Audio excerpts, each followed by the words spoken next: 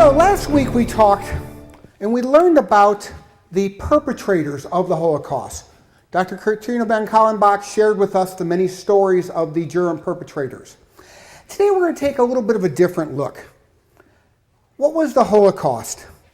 The Holocaust has come to signify the very destruction and martyrdom of European Jews under the Nazi occupation during the Second World War. The word Holocaust literally means massive destruction by fire. It's generally accepted that a total of excess of 10 million people were murdered by the Nazi regime, including political opponents, gypsies, the mentally ill, homosexuals, and other undesirables. An estimated 6 million people were killed simply because they were Jews. For the first time in history, an entire people was targeted for annihilation by a government. The Nazi state sought to implement a final solution to destroy all Jews simply because they existed.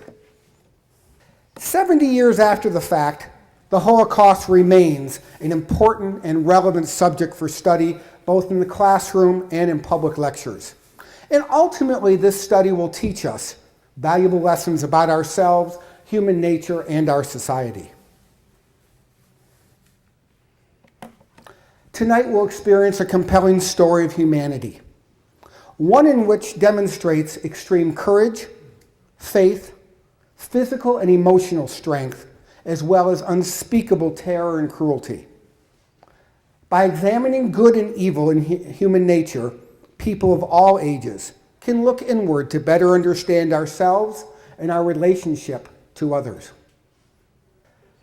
The Holocaust is a history of an enduring horror and sorrow.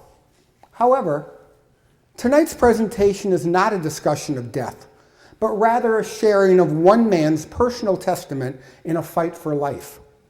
We'll hear from a man who possessed the courage to cling to life in the face of hell on earth. A man who faced fear and chose to embrace his will to live. Together, and we'll meet and spend an extraordinary evening with a very ordinary man whose courage was forged in the bowels of an extraordinary fight for survival. We are privileged to hear a remarkable story of overcoming the worst of humanity and a personal journey of triumph. Please join me in welcoming Mr. Martin Lowenberg.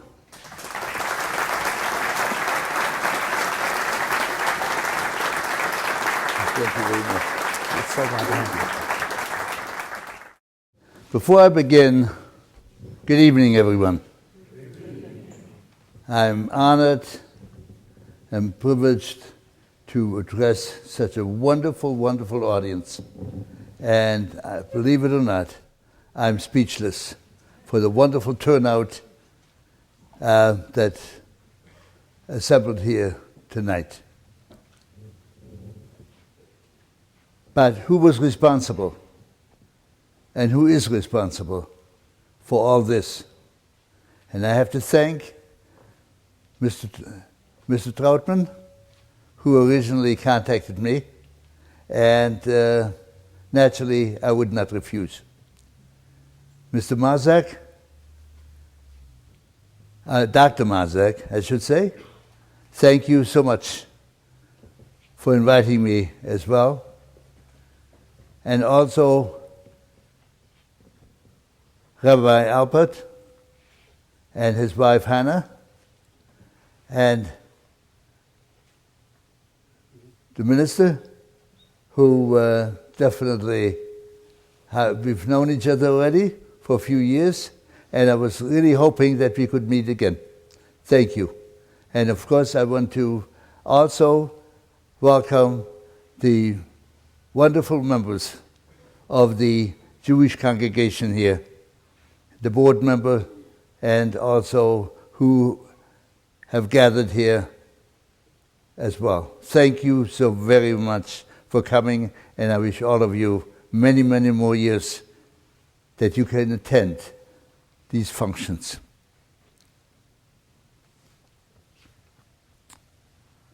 I'm here, of course, I'll tell you, before I go any further,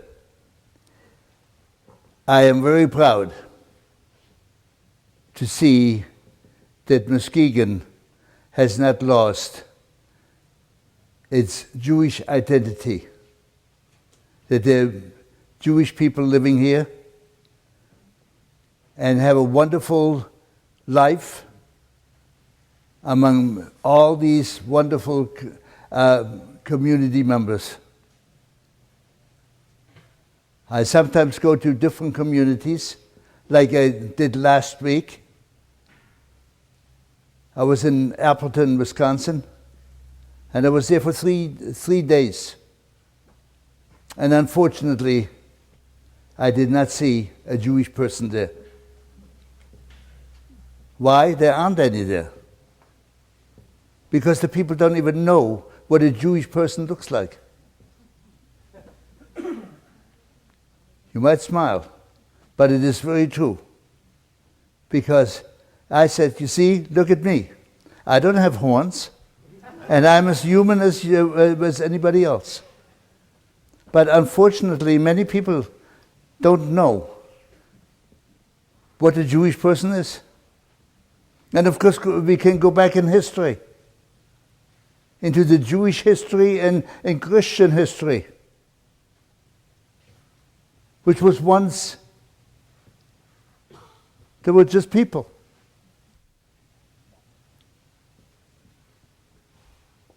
The only one that made the difference between Jews and Christians and other people was Hitler. The man was not normal, but yet again, he spoke out, and he spoke out so loud that everyone heard him speak and also followed him. They thought, he is a man that we can trust. It was the wrong person. And believe it or not, as we're sitting here and we pledge the allegiance to the flag of America, we should only be glad that we are so fortunate that who live in a country, the best country in the world. And I'm sure you're listening and you're watching different news reports from all over the world. And you also see the suffering that is going on. The suffering of people subjected by some leaders that are dictators and not a type of government, a safe government like what we have here.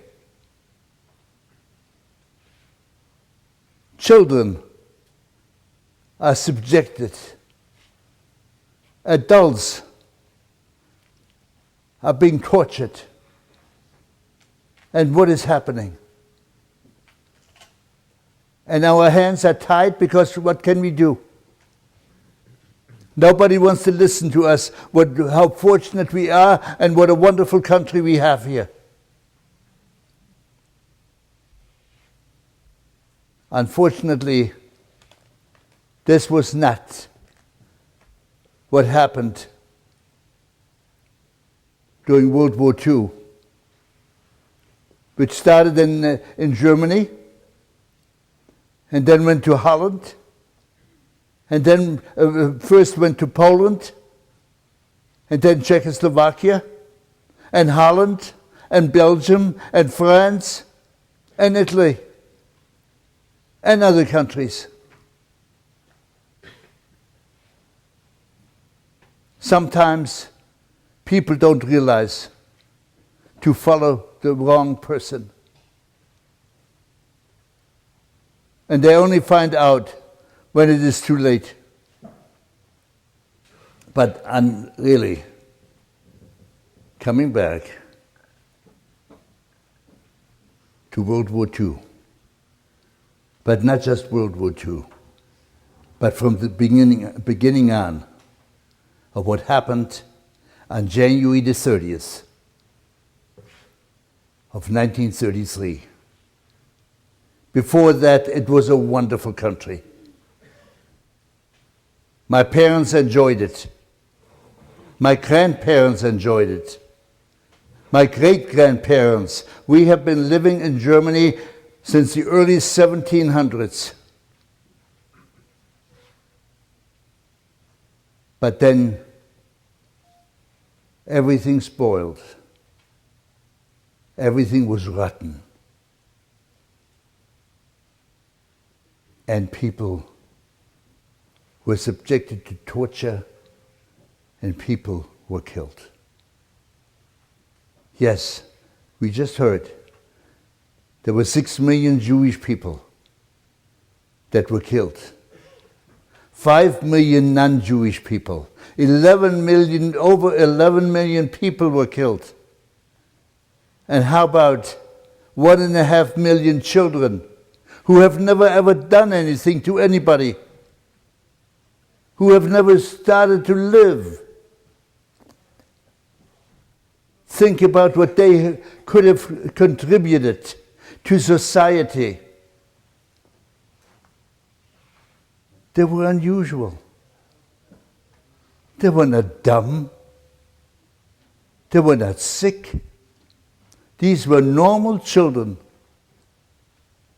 who were torn away from their parents. And simply they were killed. How awful. And when we think about our own children, God forbid, if anything like that would have happened, what would I do? What could I do? They were torn away. Yes. Holocaust, an ancient Greek word, destruction of human being by fire, and never ever in the history of mankind has there been an event where so many people were gassed, were burned. Think about it.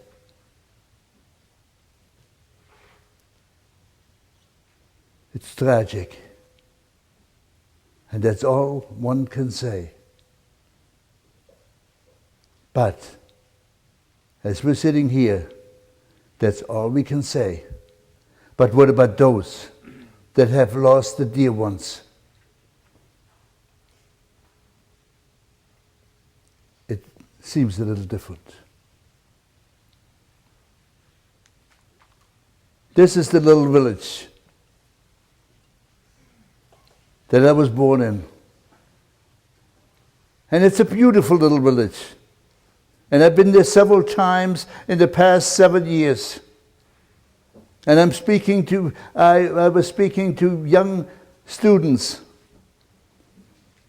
in schools, in universities, people in communities, in churches.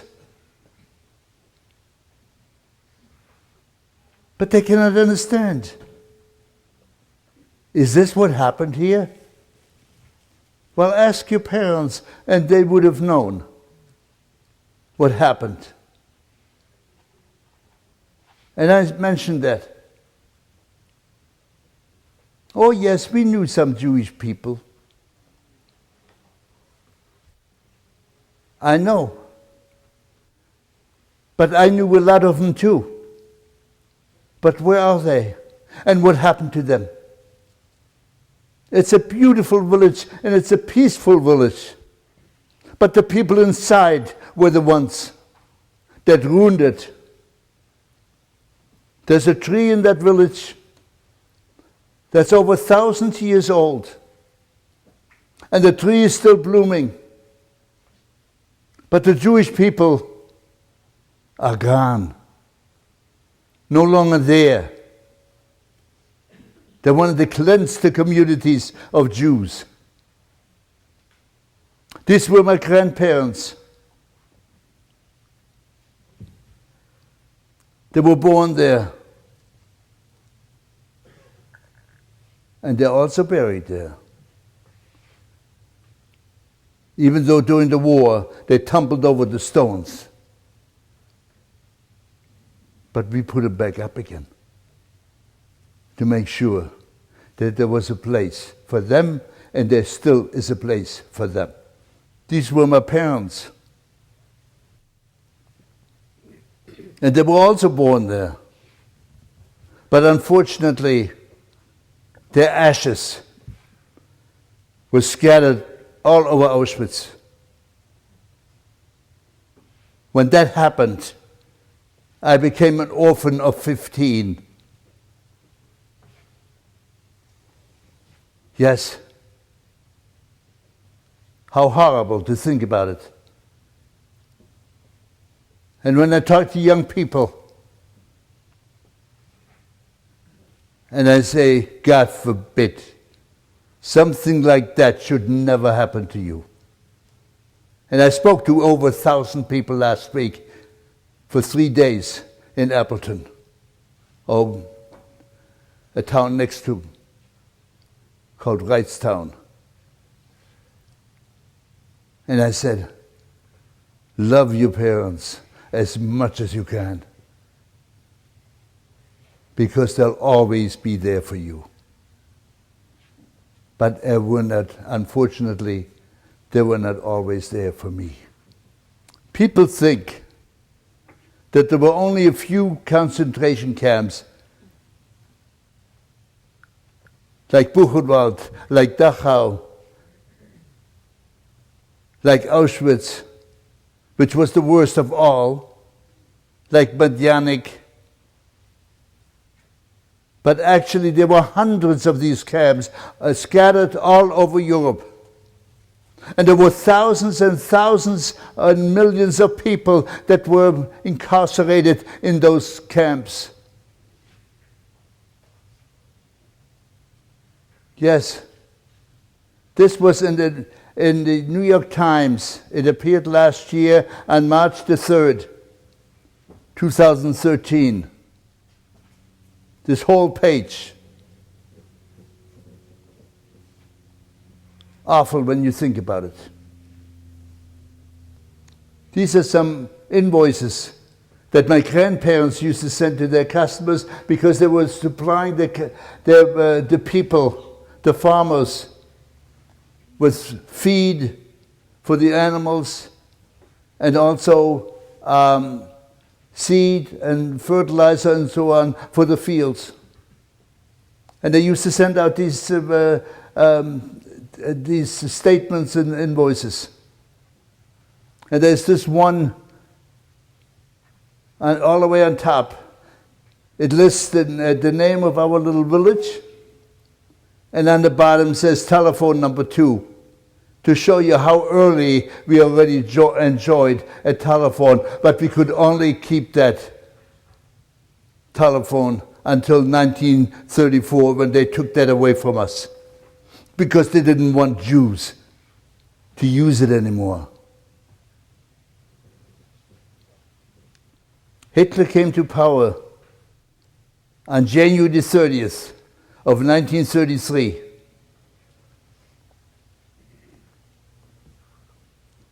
But on March the 15th, there were some young farmhands sitting in a bar, drinking beer, and somebody comes along and says, "Here, I'll buy you a beer. Come on, drink as much as you want. When you're through, I want you to burn down that Jew's house," meaning us. And on March the 15th, that night, they burned down our house. They destroyed it completely, and whatever was not destroyed, they looted. And we became very poor at that time. But where can we go? Transportation was very limited. You couldn't go anywhere. There were no airplanes. There were no automobiles. horse and wagon, and also bicycles. And there was a train that went through our village once a day. So we were stuck. But luckily, there were still people who said, we'll help you rebuild again. You cannot leave here. And we did rebuild again. And I was the youngest of 7 children at the time, but my oldest siblings, who were already in the early 20s, they were born in 1913 and 1914, sister and a brother. They were called names: you damn Jew, drop dead you Jew, vanish. We don't want you here. Go to Palestine with the rest of the Jews. They were lucky to get out and emigrate into Palestine at the time. They had to say goodbye. And that was the beginning of 1934. But we also, after that, we moved into the house, into a new house.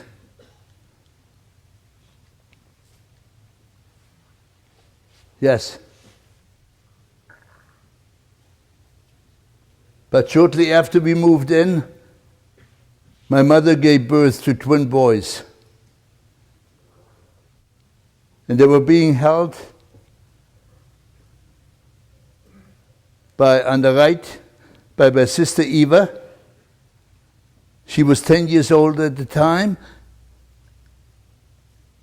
and she was 11 at that time in 1934.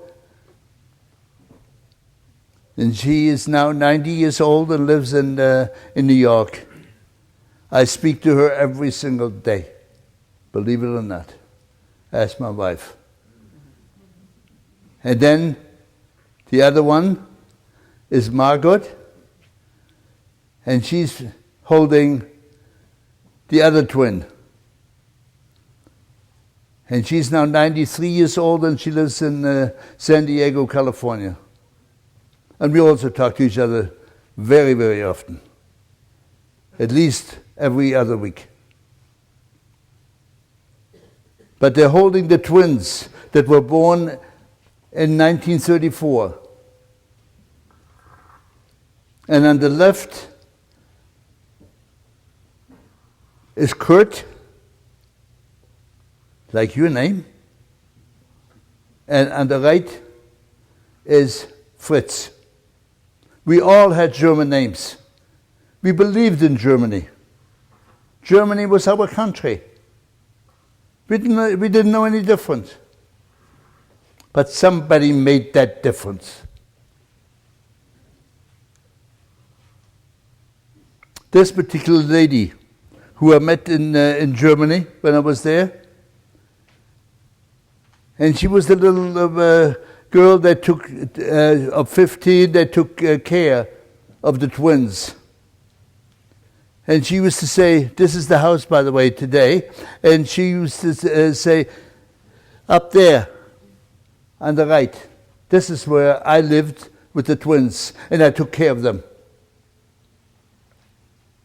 I loved them. But she could only stay with us for 1 year, because her life was already in jeopardy. It was already being threatened. If you continue working for those Jews, you'll see what happens. Well, her parents and my parents decided she better leave us, better leave our employment.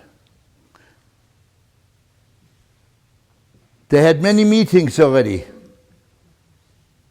In the beginning of as early as beginning of 1933,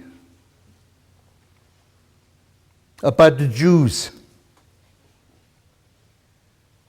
The one in the middle, that's the little village, that's our little village, St. Clanksfield.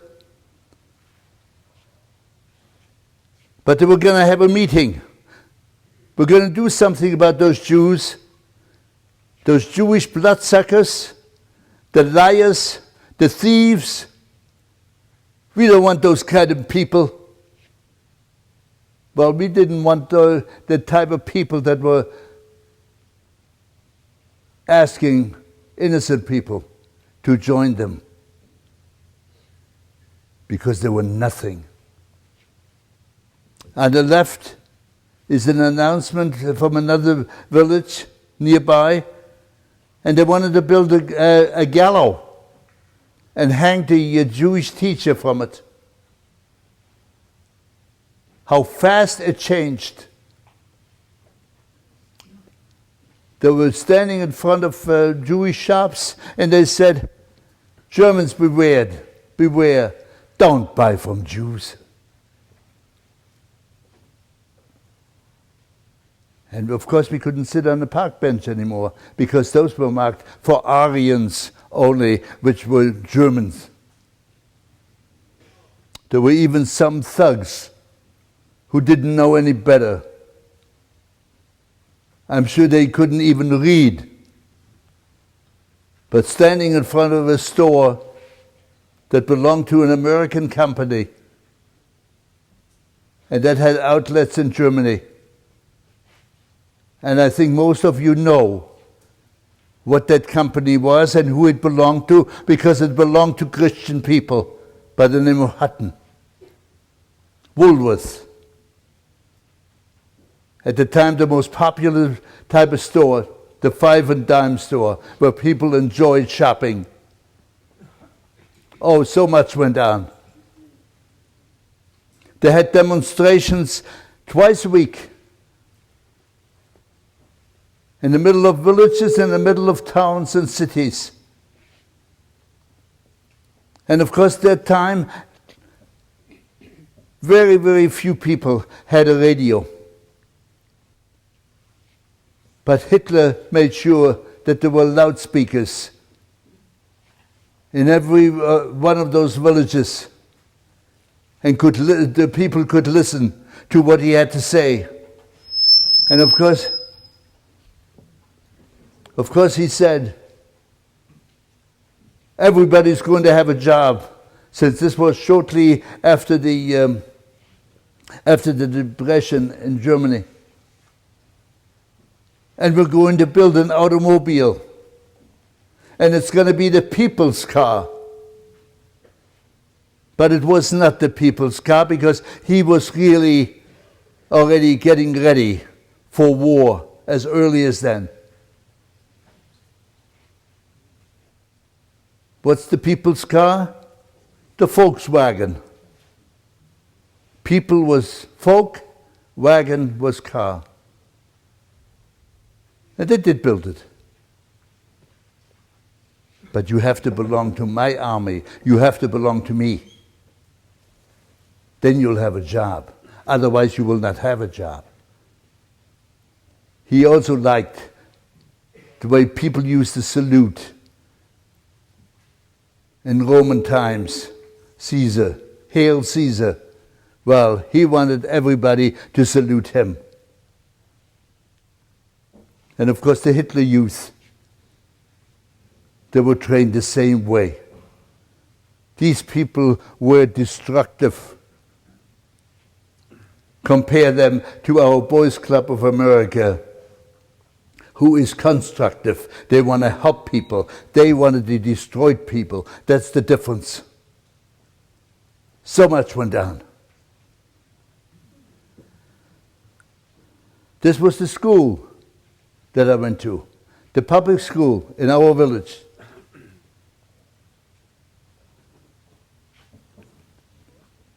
And in 1936, when I was 8 years old, I had a teacher who used to come occasionally in uniform into the classroom. And of course there was a picture hanging of Hitler in front of the room. On April the 20th of 1936. April the 20th was his birthday, and it was in 1936 at that time. He assembled the students from all over the school into our classroom. When he suddenly pointed to me And he says, come up here. Naturally, when the teacher says, come up here, you come up here. And I did. And I stood right in front of him, in front of the class. And he accused me of having stuck out my tongue at Hitler's picture. And he screamed at me and he dared, how dare you insult our Führer, our leader?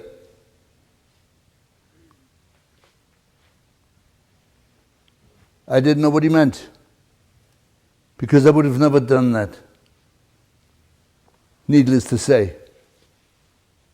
So he asked 4 boys from the back to beat me up. And they came up front and they beat me up so badly I was on the floor crying, and that was not enough.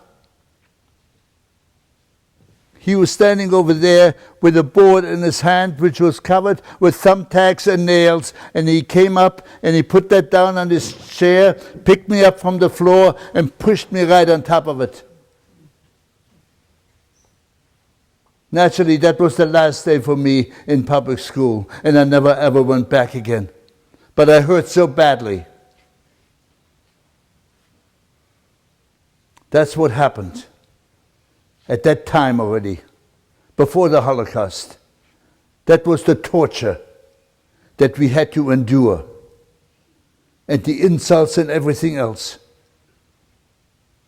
But my parents had to send me away to a boarding school, about 150 miles away from home. This was me. And this was a Jewish boarding school, and children came from all over. But we had to live there. We had to stay there. We could not go home, because at that time we already needed special passes to go by train, which was the only way of transportation. So for 2 years, except once I was able to come home, but for 2 years I was in that school. And I was there with many, many children, and we could only write postal cards home. This is the building today, which is named after somebody. Her name is Sophie Scholl. And this was in 1943, when Sophie Scholl and her brother Hans and other students, college students, made up pamphlets. Everything that was wrong with Germany now, everything was what was going on. But they were caught. And they were tried. And unfortunately, they were sentenced to death. They were beheaded by guillotine. There are books out about her. The White Rose, or Sophie Scholl. Very interesting book, and even a film. You might be able to avail yourself to that through the library or otherwise. But that's what happened in that particular building, and today it is now a school for underprivileged children. And so were we. We could only write postal cards home, which were intercepted by the postal department to make sure that we did not write, or my parents didn't write anything to us about the system. This is us. We were very happy there. We were all together. We were also able to celebrate our holidays and everything. And our counselors and teachers made sure that we were very well taken care of without our family, but we were very homesick. And we cried many, many nights. After all, we were gone for about 2 years, except once we came home in the summertime of 1937. And while we were home, Margaret also came home. She was working for a family in Frankfurt, taking care of children. And that particular family had a chance to emigrate to the United States. And she asked him if she could come along. And of course they then put her name on their affidavits. And she was able to get out. My father paid for all the expenses. She was 17. Then there's Eva. She was 14. I was 9 years old. And Fritz and Kurt were 3 years old, and my parents. This was the last family picture, by the way. But in 1938, we were forced to move. We could no longer live in our little village. They wanted to cleanse all those villages of Jews. So what happened? We had to move. We were forced to sell our house for the lowest price that somebody offered us. And we had to move to a larger city. But we were put in a very, very small, confined area in a house which was only for Jews. We had one room, and there was a little kitchen, and the bathroom was shared by everyone in that house, which stood right across from the synagogue. Because people could not move into houses where non-Jewish people were living. Because there were signs even outside that says, for Aryans only, or not for Jews. Or Jews are forbidden to live here. Anyway, I went to school. I met new classmates. I met new teachers. And of course, we also had a synagogue there, which we could attend. It was okay, nothing wrong.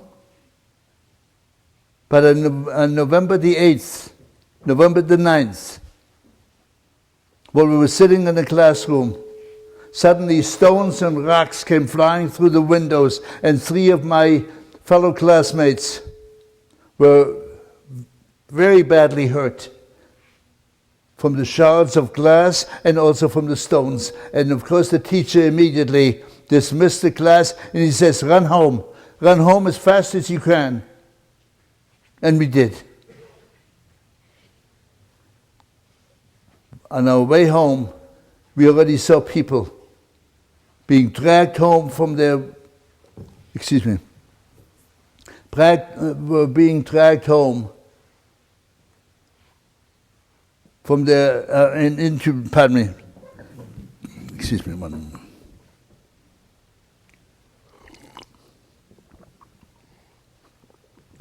Sorry. They were being dragged from their homes into the street and beaten terribly. And of course that is true. There were over 100, close to 100 people that were killed on that particular day.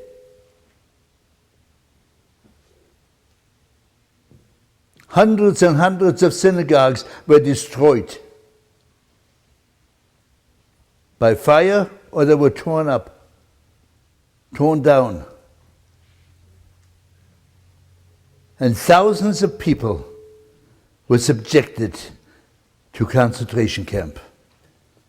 The first one that was ever built was Dachau. That was built in 1933. And they took a lot of the people already there as early as 1933.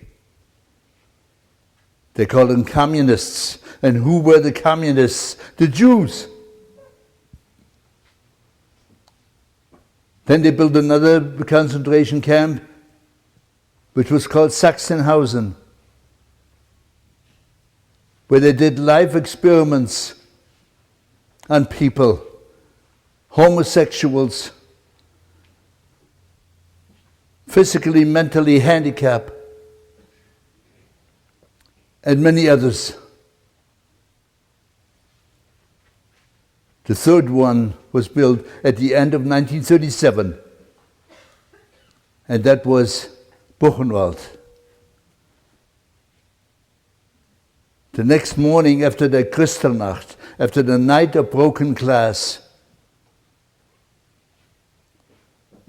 the soldiers and the police went wild and knocked on every Jewish home. And they were arresting every Jewish man from the age of 18 up to the age of 60. And some of the fellows that looked even older than 16 and 17, they said, "You're lying to me. You come with us too." When my father was arrested, the policeman said to him, "You come with us." But my father gave him an argument. He said, "What are you arresting me for? Come on, you Jew." And my father said, "Do you know that I was an officer in the First World War, fighting for Germany? And now you're arresting me for what?" My father had no choice but go with them. This is the synagogue, our synagogue, that was still after the next day. This was our little synagogue that was there in our little village, but it was just adjacent to another, to a house where Christian people were living, and they couldn't burn that down. So therefore they tore it down. But here is Buchenwald. Thousands and thousands of people were incarcerated there. Their heads were shorn immediately, were shaved. They're now prisoners. And why? The action was called Aktion, was Jude, because they were Jewish. Fortunately for my father, he was there a month, whereas others were there for as long as a year, and some never ever came home again to their families.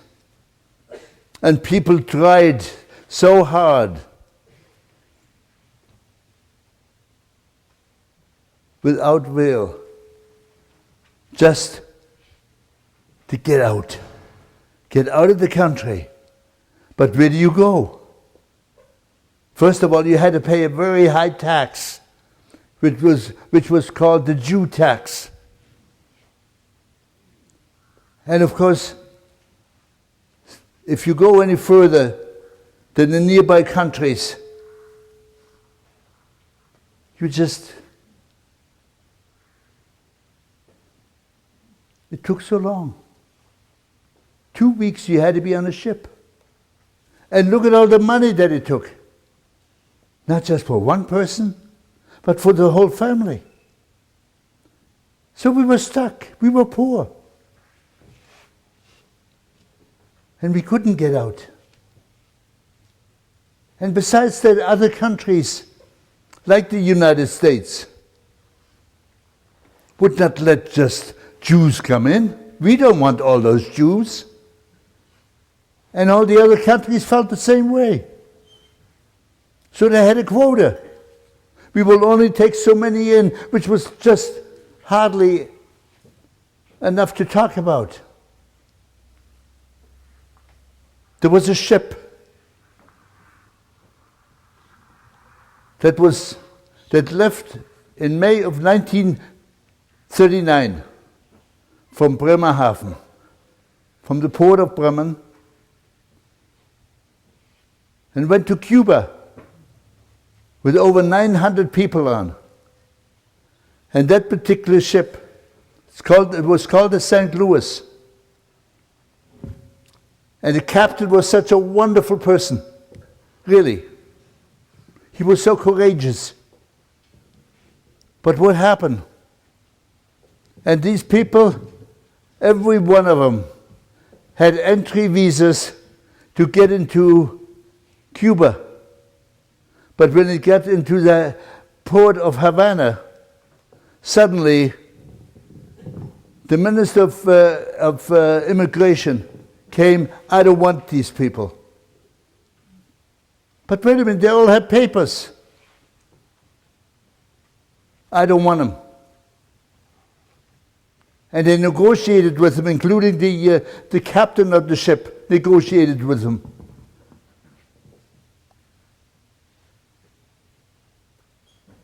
To no avail. Guess what? After 5 days, that ship went on to Miami. And it was sitting in the harbor of Miami. And it was immediately surrounded by the United States Coast Guard. But everyone was refused entry into the United States. We don't want those Jews either.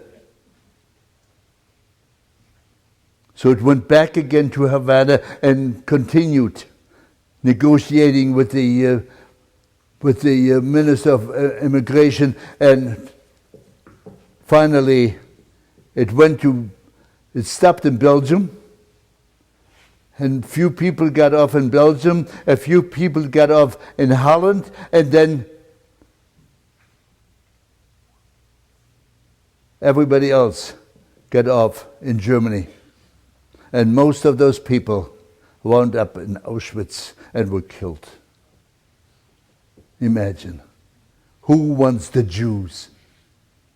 And that's the way it was at that time. How sad. When my father came out from Buchenwald,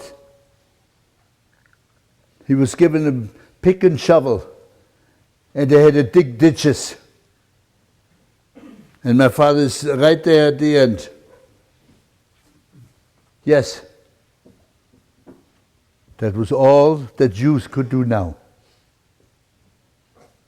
Slave work already. People didn't have any more, were no longer citizens, because the citizenship was taken away from them. And no matter how long the families had been living in Germany, the Jews are no citizens of our country. So they were standing by the police department and trying to get some kind of document to show who they are. So maybe they have a chance to still emigrate to another country. But they were told, why don't you go home, we'll send it to you. Well, they did give us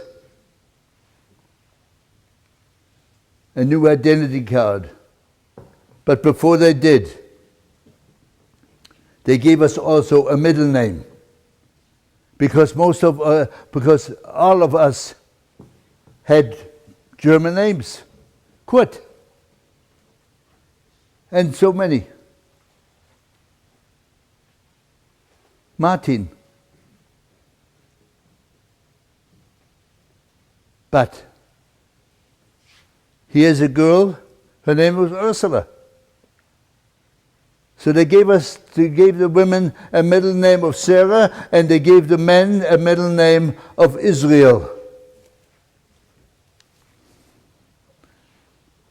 That's the history. That was a picture of me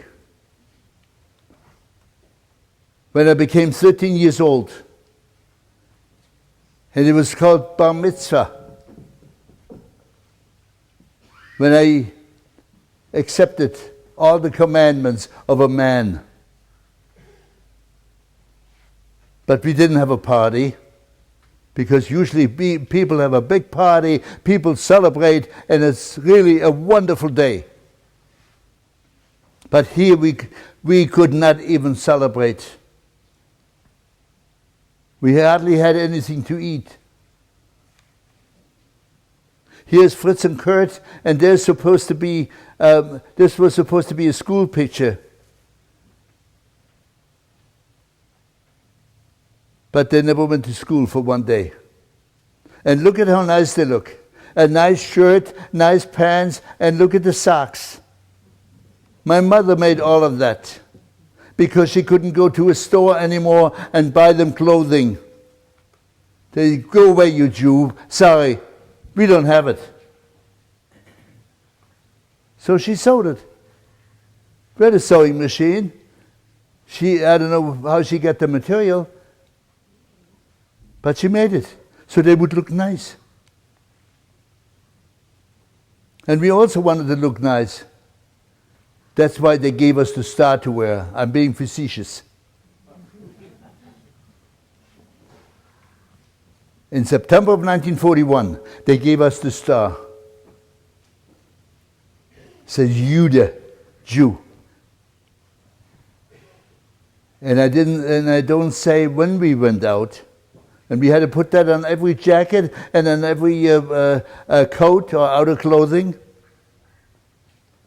And if we go out, we couldn't, because they recognized us immediately and they threw stones at us, rocks, rotten eggs, rotten tomatoes, just pelleted on us. Yes, unfortunately, we did not go out anymore, but we had this to wear now, our badge, so everybody would recognize us. On December the 7th, or in December the 5th, we received notice that we're going to be resettled. And on December the 8th, which was on Monday, December the 8th of 1941, we were to assemble near the railroad station. And they gave us instructions how to pack. And we could only take a very small suitcase.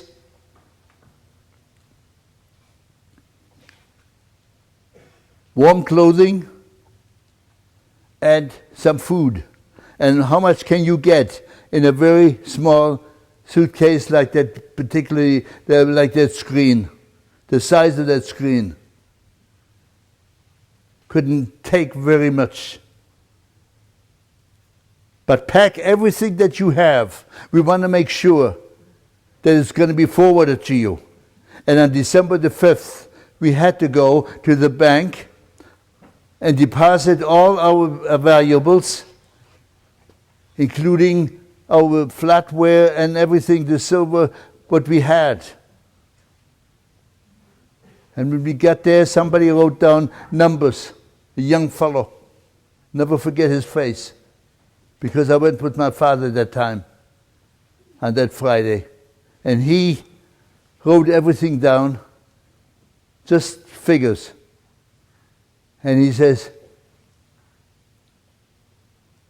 when you come back, you'll have it again. We'll keep it for safekeeping. But you know what? We never got anything back again. And everything that we had in our little apartment, we packed up and we put it in boxes and we marked it and we took an inventory of what we had. And you know what? We never got anything again. So that's why some of these people took a big suitcase, which was later taken away from them. Because you didn't follow our instructions.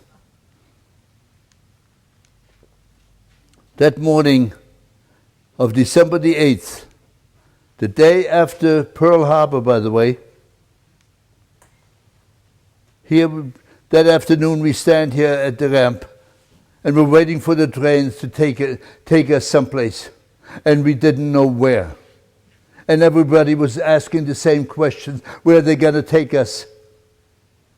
And everybody thought they would take us to Poland. But that was not the case. So they put us in these horrible cars, boxcars and cattle cars.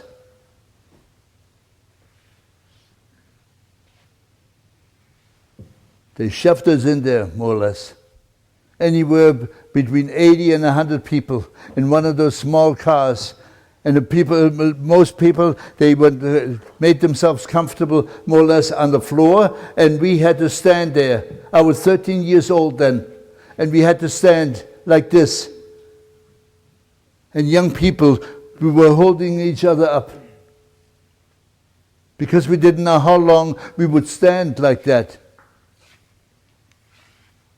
But we started out over here in the capital city of our state, which was called Kassel, and for 4 days and 4 nights we were on those trains.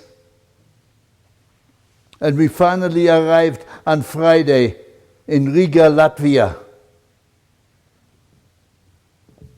There were 4 cans in each corner. And of course people had to relieve themselves, because there was not that much liquid, because nobody had anything to drink, and we didn't have anything to eat except what we had with us. But every so often the train did stop, and those cans were emptied, and then they were put back in each corner again. 4 days and 4 nights. This is a map of all of Europe, and it shows how far we went. And then on Friday, we finally arrived at our destination, which was Riga, Latvia. And when we arrived there was so much confusion. And there was so much snow.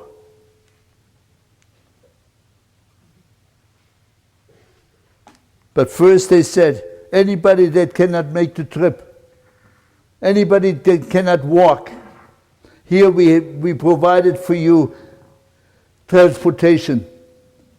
So there were trucks and buses there, and they put the people in. And the ones that could walk, they said, you'll see your families later. What did they mean by later? When you're going to be killed, you'll see them in heaven. And that was the case. They never saw each other again. Never saw their families again. We had to walk for 5 long miles in bitter cold weather. And I don't have to tell you how cold it was then, because this year I think you witnessed that cold weather right here, below 0. But we had to walk for 5 miles. Until we came to the ghetto. And when we arrived at the ghetto, this picture, by the way, was taken later on, when there was no more snow. But this is to show. This was the outside of the ghetto, and you can see the 2 black clothed men there. And those were the guards. And the sign says, any person who will try to cross the fence or make contact with anyone through the fence will be shot without notice. And they meant it.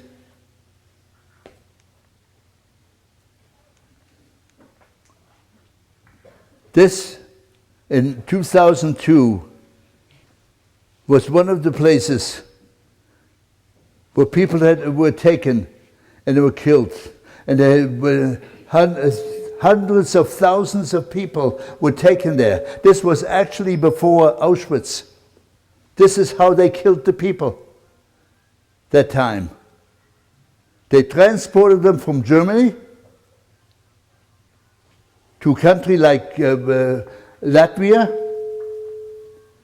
and then they took them into the forest, and the machine guns were set up and they were killed. And the people had to dig the trenches. So they had this monument, which they dedicated in 2002, brought these stones in to just mark. But not just Jewish people, as you can see the crosses there, because also non-Jewish people were killed there.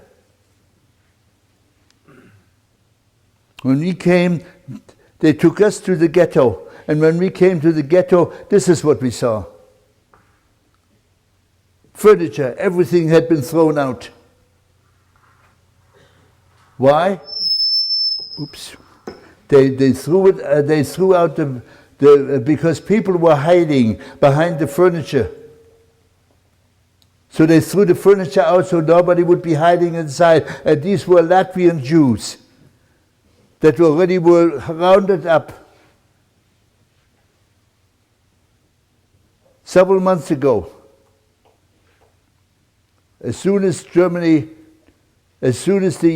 Nazis took over Latvia and Riga, and they immediately went to the Jewish homes, and then they put them into this one section, and made a ghetto out of it.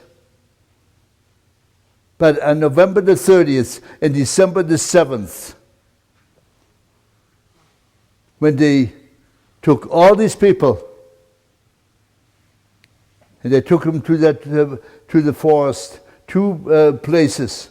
One is called Bikaniki, like you just saw. The other one was called Rambala. And that's actually what happened. There was food out there, but it was everything that we saw. We couldn't touch anything for months because it was all embedded into the ice and into the snow, and we didn't have anything to eat, and we couldn't even touch it. We didn't even have anything to drink because the wells were all frozen. What we did is scooped up the snow and ate the snow for 2 weeks. And we went out in little buckets and whatever we had and filled it up with the snow. And this was our liquid that we were able to enjoy. In the morning we went to work. And we went to the city to work. Naturally, for the companies, for the Gestapo, for everybody. And at least when we came home at night, we were still together with our families. And this lasted for about 1.5 years, when Eva was taken away with other women to a slave labor camp. And when she left in July of 1943, she had to say goodbye to us and my parents and the twins. I never saw them again. But a month later, which was in August of 1943, they had just finished building the concentration camp in Riga. And they took everyone from the age of 15 up to the age of 50, because anyone that was below 15 and over 50 was left behind because they were too weak. They could not use them for hard work, hard labor that we had to do. And I was 15 then.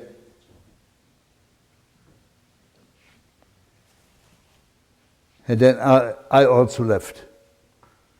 Left my parents and left the twins, and I had to say goodbye, and I never ever saw them again.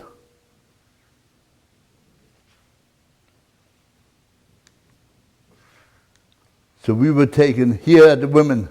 Their heads were shaved immediately. And of course they also, when I came into the concentration camp, which was called Kaiserwald, and immediately they took the razor and went right through the middle to show that we were prisoners. And then they also gave us the uniform. And that's all we had, was that uniform. No underwear, except what we still had on. The shoes, they let us keep. But how long did those shoes last with the type of work that we had to do? Because we were slaves. And at the age of age of 15, I already had to go into the forest and cut down the trees, not with electric saws, by hand. And then we had to carry the logs right on our back.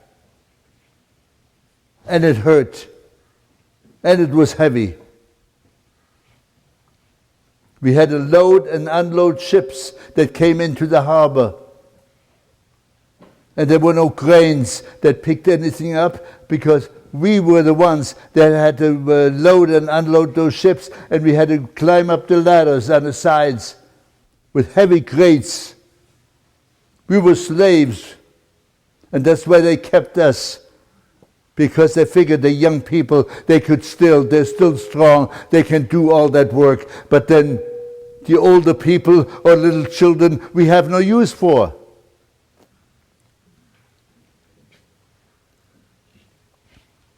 So in November of 1943, they liquidated the ghetto. They took everyone that was there and put them on trains in the night. And some of our people even helped load them into those trains, into those cars, and they just packed them in. And those trains went into Auschwitz, all the way from Riga into Auschwitz. This is how we were housed on bunks in the concentration camp. And all we got is to eat was liquid in the morning and at night. Most of the time it was from potato skins that they cooked up, because the potatoes were peeled in the kitchen for the soldiers. Meat we never saw, because they gave those to the dog, whatever was left over. This was our barrack in Riga, and when the Russians came closing in, then the Germans, they wanted to destroy the evidence, but they never had the chance. And here is that showing from Riga to Auschwitz. And when those people came to Auschwitz,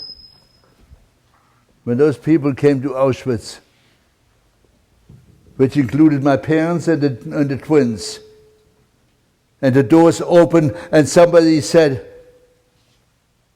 "Give me the twins. I want the twins. I'll take good care of them.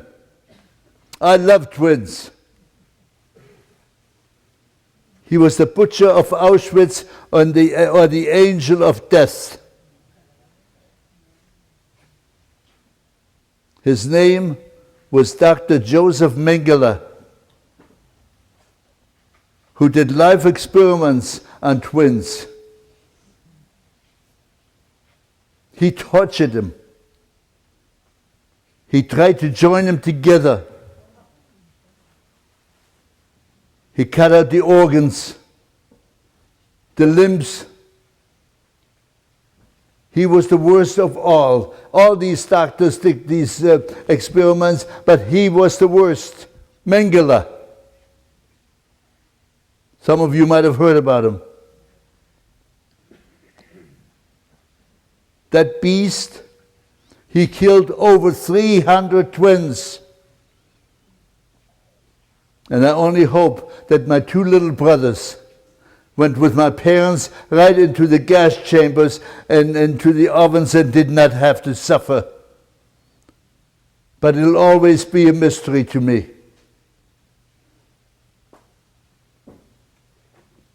Yes, that's what happens to people when people hate. Hate. Let me tell you, it is the worst word in the dictionary. Jealousy and envy and hate. Each letter in the word in that word of hate has the same connotation as the word itself. Take the letter H. Horror, humility, harassment, harm, hunger. I don't know if you ever tried it. And there are many, many more. The next one is A. Atrocities, anger, abolishment, awful, and so on. Now you can take the next one. T. Got a word for T? No? Okay. How about terror? How about torment? How about torture? Tyranny? Trauma? Let's take the last one. Hate. Hate, the worst word. The last one is E. Got a word? Wait a minute. What? Evil? That's a word? Really? Did you ever put a D in front of that evil? And you know what you got? You get the devil. That's right. I saw the devil. I was with the devil. Evil. Execute. Eliminate. Eradicate. Hate. The worst word in the dictionary. The worst word that we can ever say. I had a letter from a teacher the other day, and she said, I never knew. I never realized that there's something that the word hate can cause so much anger. Because when somebody says, I hate you, how terrible that is. She says, now I learned. And I will not ever, I'll try not to use that word ever again. And I'm going to teach my students the same thing. Yes. You'd be surprised. That's something to think about. Because of hate, all this happened. They hated us. They despised us.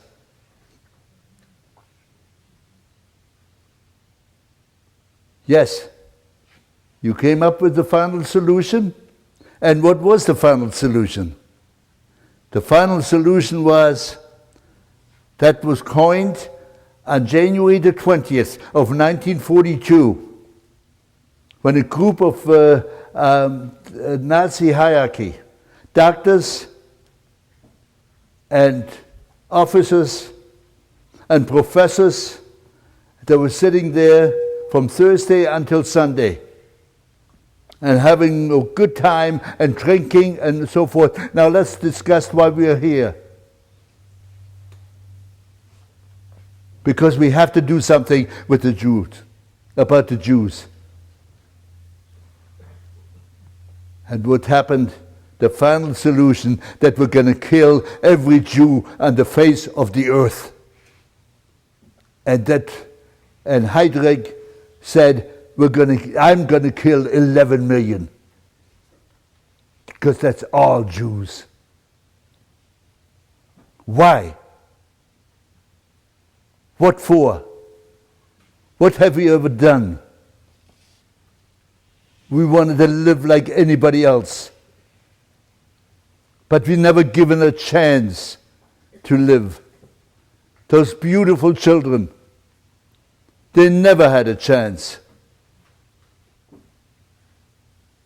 We cherish our children so much because we want the best for them. And believe me, they deserve the best. And they did too. But people didn't want them to live. Simply because of the four words, Jude. What difference does it make? We all believe in the same God. And he doesn't say, this is for the Christians and this is for the Jews. We're all the same. Later on, we were taken by ship, a small contingent of us, young people, were taken by ship back to Germany.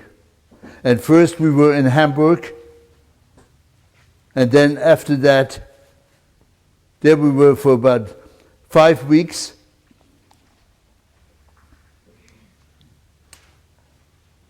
We had to load the ships with empty ammunition shells.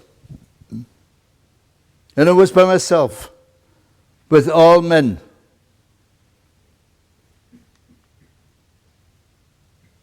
And then we were here in this very large prison and concentration camp in Hamburg. And after 5 weeks, we went on a death march for 4 days and 4 nights. Actually, the distance was 75 miles. Hamburg to Kiel. And that was the most northern city in Germany. And in Kiel, we were there for 3 weeks. And we had to take the bricks from bombed out houses and factories and clean them with our fingers so they could be used over again. They didn't care what our fingers would be like. But for 3 weeks we had to do that. Then finally, on May the 1st,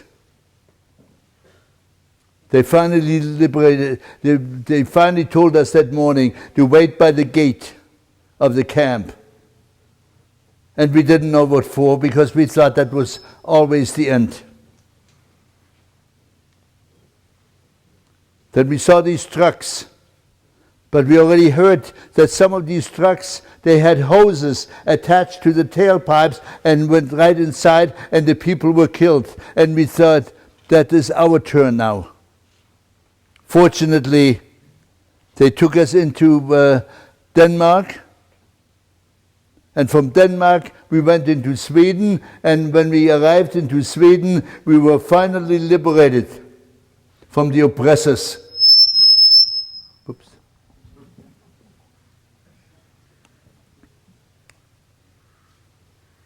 We were first in quarantine, and then we were for 9 months in rehabilitation centers. And while I was there in Sweden, I was finally reunited again with my sister Eva. And at least we were the 2 survivors from the camps of our family. And then a year later, Eva and I, we were fortunate enough to emigrate to this wonderful country, to the land of the free and the home of the brave. And I will never ever forget those words, because it's the best. There are no better words for that. The United States of America. Yes. When I was liberated, after 12 years, from 1935 until from 1933, from 1933 until 1945. Yes. When I was 5 years old, until I was 17. And I only weighed 76 pounds when I was liberated. That is my story. And I would welcome anybody that has any questions whatsoever. Please ask, because if you don't ask, you'll never know. Yes, please. I do not have a number tattooed on my arm. If you saw some of the men in the picture before, they had just a badge here and a piece of strip cloth with the number on it. My number was 3625. Okay, because they gave those numbers to people in death camps, and I was in work camp. And the people in work camps did not have the number tattooed on it. Well, I was just wondering, you were growing up in that little village, and the people, did they change life suddenly in 33, or was it a... Well, they changed. Number one, they did change. A lot of them changed, and a lot of them became so scared what was going to happen to them, you see, because that they would be punished, that they would be, also attacked or whatever you want to call it. But this is why they were scared. I mean, like the non-Jewish people. Yeah, I know. That's what I'm saying. The non-Jewish people, because you're a Jew, you're a Jew lover. I see. Scared of the higher authority. That's right. How long did it take for you to find your sister Margaret in America? What is it? Would you restate that? How long? How long didn't I see Margaret? Yes. From 1937 until we came here in 1946. How did you locate her? How did we locate her? Actually, when we were in Sweden, they came to us with boards, from asking us for information. Who do you have anywhere in the world that we could contact? We want to contact your families that are outside, and we want to make sure that they know that you were liberated. So first, they contacted my sister in Tel Aviv, and I happen to remember when my mother used to write, and I used to mail the mail, that she was living on 47 Herzliya Street, okay, which I'd never forgot. But she had moved. So a neighbor of hers knew right away where she moved to, and so she was then notifying my brother, who wanted to fight. He was then in the British Brigade out of Israel, out of Palestine, and he wanted to try to find us, find somebody, in the world, so then also my sister in Tel Aviv, she contacted my sister Margaret in New York. Okay. Thank you very much. You're welcome. Thank you. How can anybody deny the Holocaust when there were hundreds of thousands of soldiers? Millions, hundreds. In all of the Allied armies who were eyewitnesses to this. How can anybody deny it? Well, it takes somebody who even denies the Holy Bible, what happened in the Holy Bible, because some of the things, some of these people will never ever believe, anybody or anything except what they know. So therefore, yes, there are these type of people, they're all over, and anti-Semitism is on the rise again. I want to tell you that right now. Where people are just starting again to hate the Jews. And why? It's the Jews. The Jews are destroying our good government. And I might as well tell that here. It's happening. Why? Was it difficult to readjust after coming out of concentration camps? To readjust after you get out. To readjust after the concentration camp? Well, I'll tell you, it took a long, long time to to come back again to your normal health system, to your mind, to everything else. And of course, it could only happen when we were here in this wonderful country. I was able to go to night school. I did not know English. I had to go to school at night during the work. During the day, I had to work and try to support myself. Nobody helped me. Nobody helped me except a cousin of mine. The night when we came here, the evening when we came here, gave me $10. And that was all that I ever got. But the rest of it, I had to start working and earning. I wanted to even enlist in the United States Army, and they wouldn't take me because I had to have documents first, and like a green card and so forth. And therefore, whatever I did, I had to do myself, and I had to go to school at night and study because I only was able to go to school until 1938, until it was 39, until the 4th grade. That's it. So the rest of it, I had to educate. And as much as I worked, I still went to school at night because I love to learn. And the more we learn, the more we earn. But thank God, unfortunately, I was never allowed to earn. I could never earn too much, become a rich man. No, this is my wealth, when I can talk to people and show people what hate can do. When you first came into the United States, did you see any anti-Jewish behavior from people from the United States towards you? Did it make your transition harder? No, not at all. Thank God, I did not have any. Thank you. I did not find any animosities or whatsoever, and truthfully, I never witnessed any even speaking or at any other time, really.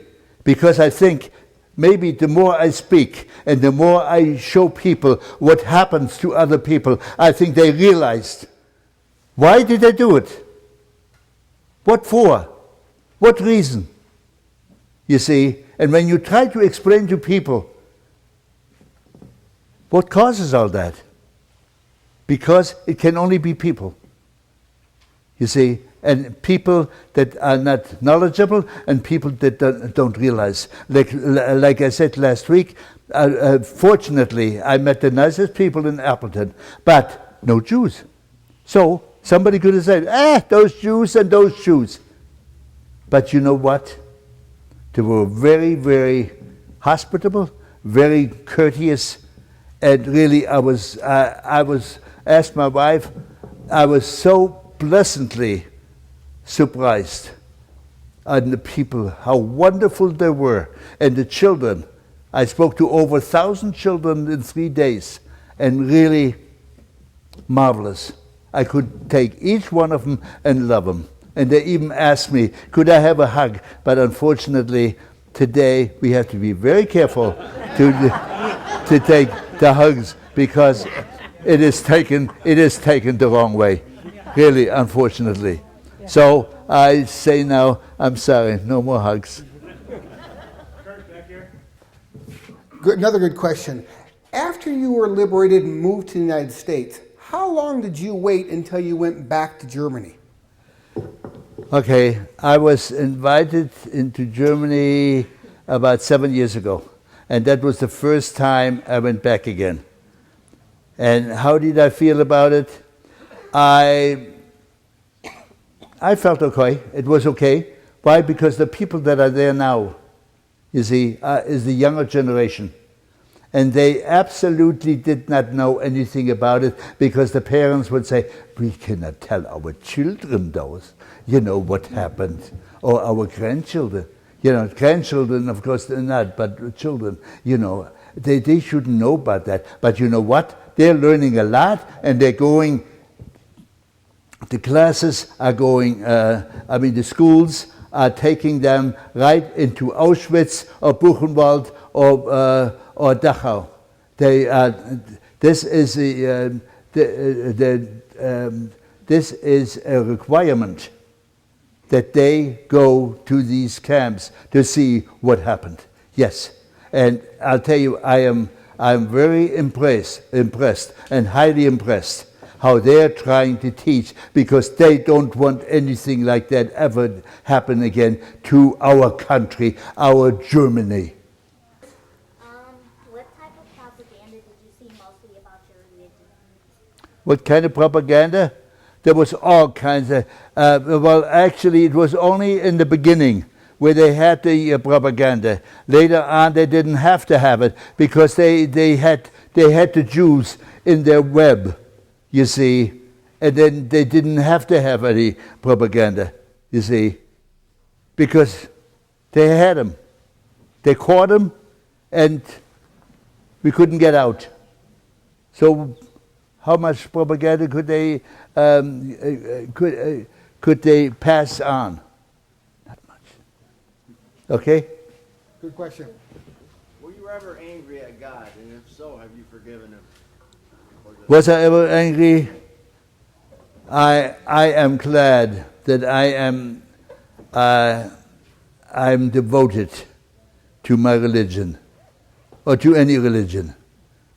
There was no reason to be angry at God, because it was not God's doing. This was man's doing. Man killed. And God could not help and say, here, stop it. You see, this was man. Man killed, man tortured, man did everything. God didn't do it. So therefore, how could I be angry at God?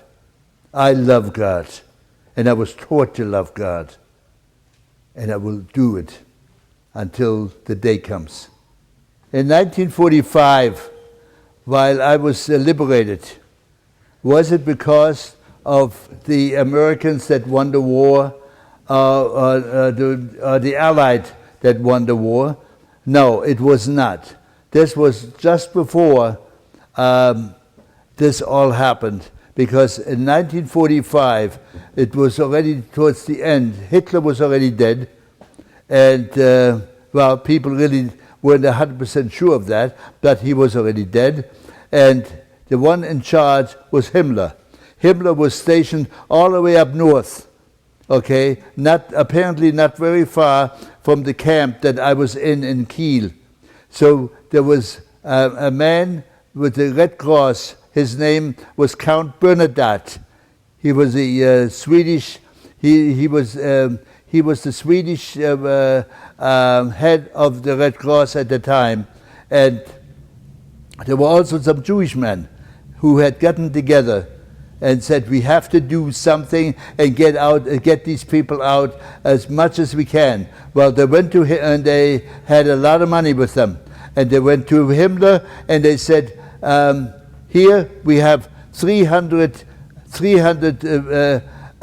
Jewish people in this camp in Kiel. We'll give you a lot of money. Will you release them? And what was Himmler's answer? He says, I will not release any Jew because of the final solution. Again, that final solution, you see, to kill every Jew on the face of the earth. We will not release anybody. Then they said, what about 300 Polish women? Would you take money and release them that are in a place like that? Oh yes, give me the money. Because he wanted to go South America, like the rest of them. Well, anyway, we went out under the name of Polish women. Okay? So we were not released because of the Allied. What's that? Well, the time frame was only days. I mean, it was between, we were liberated on May the 1st. The week later, the war was over. Okay, I think that pretty well covers it. It does? Wait a minute. There's somebody else with a finger. Wait a minute. They were giving me the finger. Oh, yeah. Oh, here's the finger.